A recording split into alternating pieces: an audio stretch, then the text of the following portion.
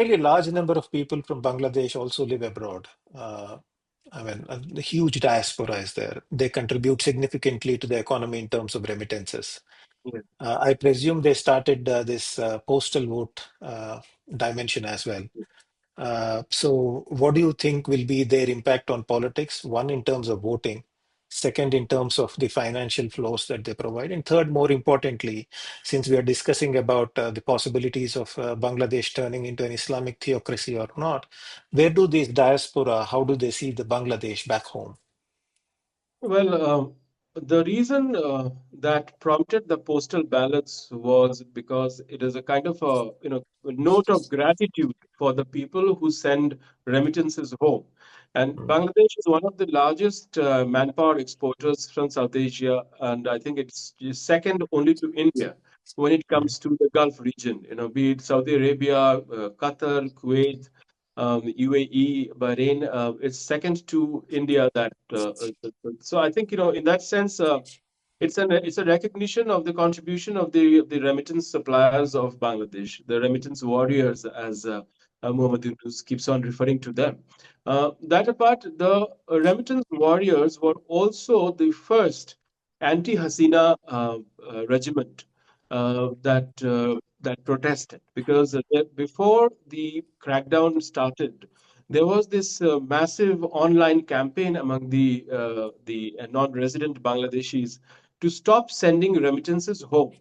So there was this in the month of June 2024, and in the month of July, when the crackdown actually began, there was this entire online campaign that stopped sending money to Hasina, because Hasina is taking our money, and this money is not reaching our families. So this was a kind of, therefore, kind of recognition of the role that they played in ensuring this political transition happens back home, and that was the primary factor. But then there is also a politics, because many of these people live away from home, and they have naturally, slightly, in terms of being based in the Gulf, they have a slightly religious and puritanical perspective to the way of life of Bangladesh.